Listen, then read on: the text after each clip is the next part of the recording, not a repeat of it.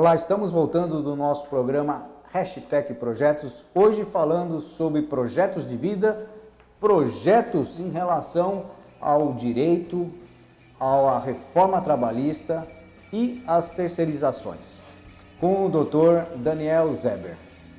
Doutor, como nós estávamos falando, vamos voltar aqui a falar sobre essa problemática, né, dos acordos, da contribuição sindical, que a gente percebe que diante dessa reforma, essa relação, a tendência, na verdade, ao objetivo, além, claro, específico do que você já falou, o principal é fazer com que a economia gire, com que a economia funcione, Claro. Né, que facilite essa relação, que proteja o empregado, mas também dê condições para o empregador desenvolver no seu negócio.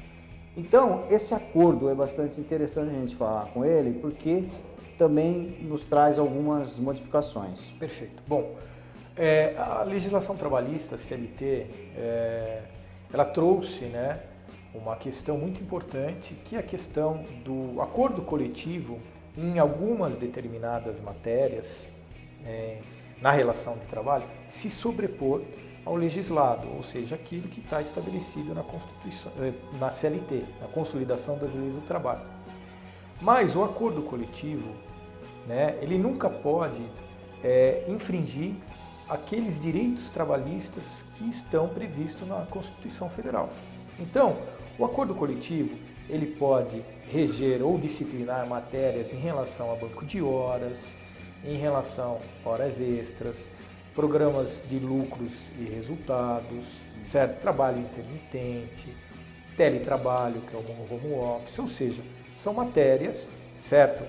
Que dizem respeito à relação de trabalho, certo?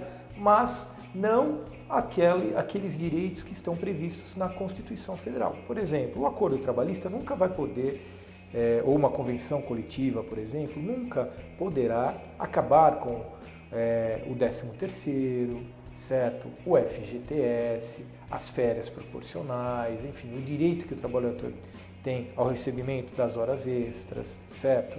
Então, e as próprias verbas rescisórias, enfim, são direitos previstos na Constituição. Então, o acordo ele trouxe mais flexibilidade nessa relação de trabalho entre empregador e empregado. E agora os sindicatos, eles podem sentar, podem conversar, certo?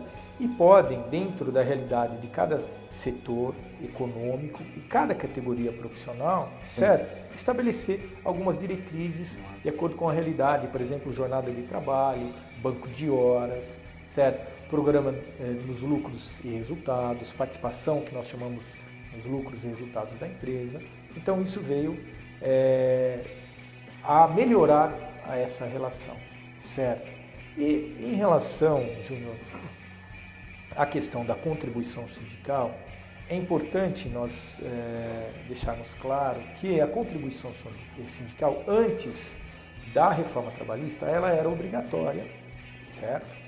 E ela era instituída pela própria CLT, embora também esteja previsto na Constituição Federal, certo? Mas também ela era cobrada com base, né, na CLT, e que ela era obrigatório a toda a categoria profissional. Ou seja, se eu fosse empregado de uma determinada categoria, por exemplo, os empregados calçadistas, por exemplo, certo? Eu, todo ano, no final do mês de março, eu teria descontado do meu salário um dia de trabalho, e esse dinheiro seria descontado pelo meu empregador e repassado no mês de abril para o sindicato da categoria dos empregados do setor calçadista, certo? Isso ocorria, nós temos a contribuição sindical tanto para os empregados como para os empregadores, que também ocorria, mas era uma outra fórmula de cálculo, mas eles deveriam pagar também em janeiro, e a fórmula de cálculo é de acordo com o valor do capital social previsto lá no capital social da empresa, no contrato social da empresa. Depois da reforma trabalhista, a contribuição sindical ela deixou de ser obrigatória e ela passou a ser facultativa, ou seja, optativa, certo? se eu sou empregado e se eu sou filiado a um sindicato e se eu quiser, né, pagar a contribuição sindical, eu tenho que chegar para o meu empregador com uma declaração por escrito, dizendo, olha, eu gostaria, né, de ter descontado um dia de salário, né, no mês de março. Então isso parte do empregado. Do empregado. O empregado tem que dar uma declaração por escrito, certo? Individual, para o seu empregador, autorizando, certo, o desconto de um dia de seu salário, certo? Para que esse dia de salário seja repassado à categoria profissional, que ele é associado ou não, ele não precisa necessariamente ser associado, certo? Ele pode, certo, pagar a contribuição sindical sem ele ser associado. E pode pagar também, claro, que sendo associado. O importante tem que ter essa autorização individual, uma autorização por escrito, certo? Muitos sindicatos, e essa é uma questão polêmica, começaram a colocar na própria convenção coletiva da categoria, né, quando essa convenção era discutida entre os empregadores e os empregados, que a contribuição do sindicato, da contribuição sindical era obrigatória e deveria ser descontada. E além disso, né, alguns sindicatos começaram a fazer assembleias, convocar assembleias, né, com sua categoria profissional, para convocar os seus associados e colocar em votação, certo, a cobrança da contribuição sindical. E depois que era aprovado na assembleia, pelos presentes ali, era publicado em jornal a obrigatoriedade, que foi aprovado em assembleia, e a obrigatoriedade dos empregadores, no caso das empresas, descontarem de todos os empregados, sejam daqueles que tivessem participado da assembleia e também daqueles que não tivessem participado da assembleia, e independente deles serem filiados ou associados ao sindicato ou não. E começaram, após a publicação em jornal, cobrar das empresas e até mesmo ingressar com ações judiciais para se obter esse desconto da contribuição sindical, que não é mais obrigatória, volto a dizer, é facultativa, é opcional, certo?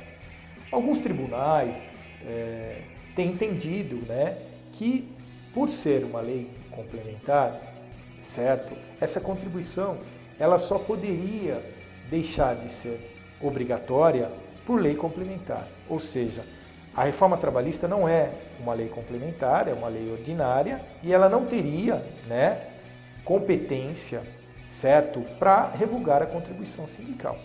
Eu tenho um entendimento contrário. Eu tenho um entendimento que a contribuição sindical ela já era cobrada, certo, anteriormente, pela própria CLT, e ela foi reformada por uma nova lei ordinária, certo, de mesma competência, de mesma hierarquia que nós, e ela não é mais obrigatória, ela passou a ser facultativa, certo? Agora, existem inúmeras discussões, inúmeras ações judiciais discutindo esse tema, e esse tema ele vai ser desenvolvido mais para frente. Nós não temos ainda uma pacificação, uma consolidação que nós chamamos juridicamente, né, da contribuição sindical. Isso já está no Supremo Tribunal Federal, vai ser decidido pelo Supremo Tribunal Federal. Mas o TST, que é o Tribunal Superior do Trabalho, e alguns TRTs, que são tribunais regionais, ou seja, tribunais dos estados, já têm dado decisões favoráveis de que a contribuição sindical passou efetivamente a ser facultativa, certo? E que, dando força à reforma trabalhista, né, e considerando que a contribuição sindical ela não pode ser instituída ou por uma convenção coletiva, certo? Ou mesmo por uma assembleia realizada no sindicato para se aprovar ou não a contribuição sindical. Então eu tenho um entendimento que a contribuição sindical é facultativa, tá? Que ela não deve ser descontada dos empregados e que ela só pode ser descontada se o empregado chegar para o seu empregador com uma autorização individual por escrito, dizendo, olha, senhor empregador, eu gostaria que a contribuição sindical, eu gostaria de pagar a contribuição sindical e gostaria que ela fosse descontada do meu salário no dia tal, certo? Que geralmente, né, antes era descontado em março e hoje, atualmente, até março, uma vez por ano, um dia de salário. Isso é repassado para o sindicato profissional. É interessante isso. A gente percebe que nesse detalhe, como em vários outros detalhes da reforma, a gente percebe que busca assim, um bom senso, né?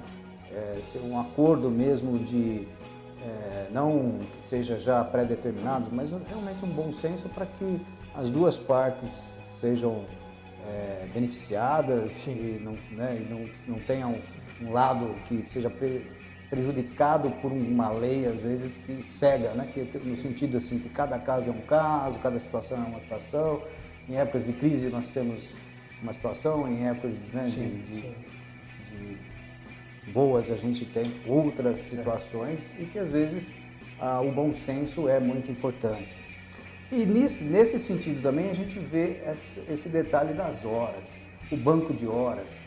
Eu acho que foi uma alteração bastante significativa no sentido de que permite assim, uma maior flexibilidade, principalmente até do empregador, em poder trabalhar com esses momentos, às vezes, de necessidade de uma maior produção temporária e que você necessita do seu funcionário durante um maior período, mas que você possa compensar, né? Como é que funciona isso?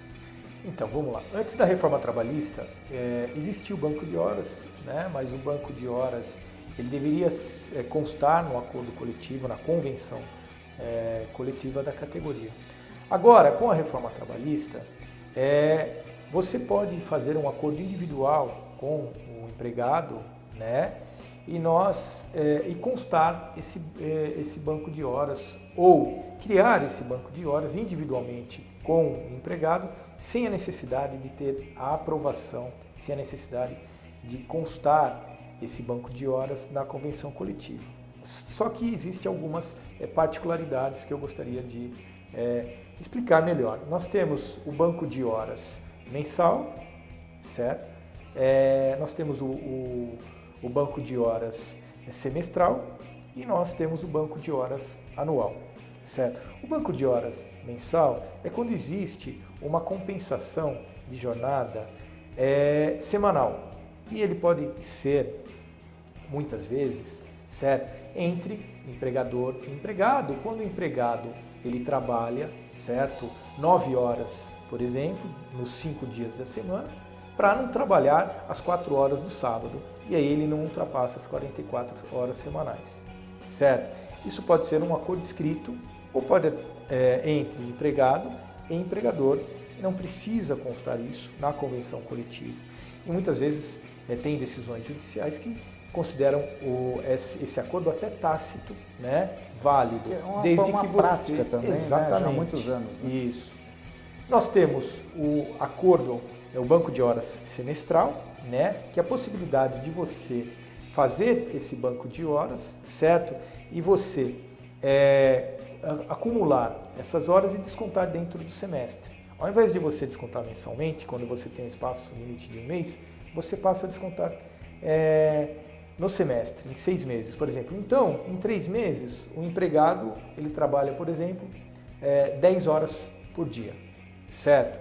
E aos sábados ele trabalha 4 horas, por exemplo, né? E aí ele ultrapassa nesses 3 meses, nessa sazonalidade aí, né? As 44 horas semanais ou as 220 horas mensais, certo? Depois, nos outros 3 meses, ao invés dele trabalhar 10 horas por dia, ele vai trabalhar 6 horas por dia, onde ele vai compensar, certo? Essas 10 horas por dia que ele trabalhou lá nos outros 3 meses, né? Para que não seja ultrapassado o limite de horas, né? E a remuneração dele não vai variar, certo? Muitas empresas também estabelecem a possibilidade de você acumular essas horas, né, em um determinado período, por exemplo, um mês, se você tiver 8 horas acumuladas, horas extras acumuladas.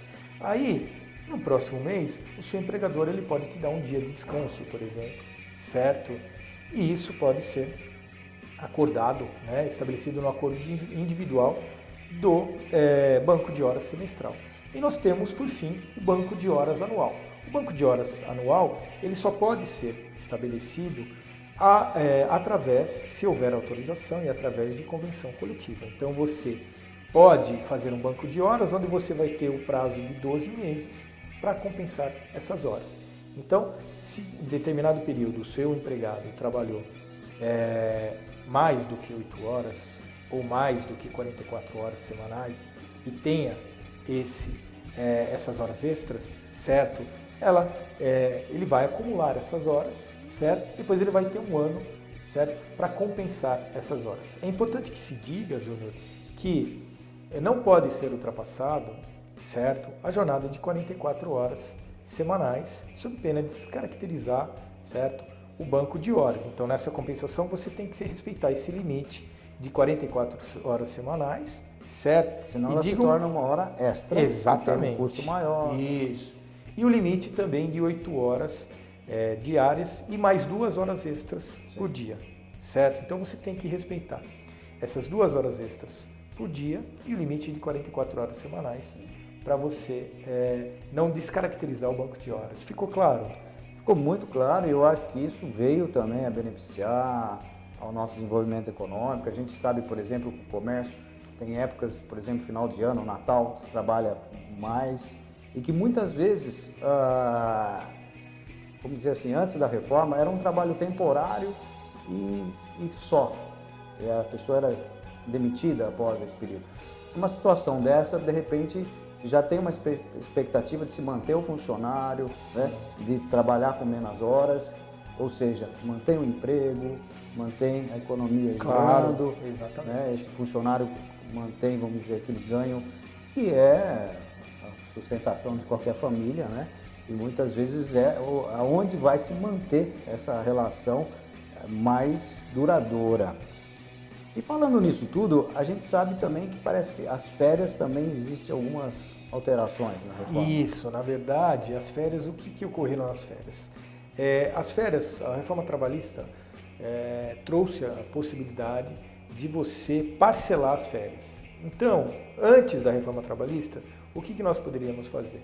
Nós teríamos, você poderia tirar, né, 20 dias de férias, né, e vender, né, mais 10 dias, que seria o abono de férias, certo?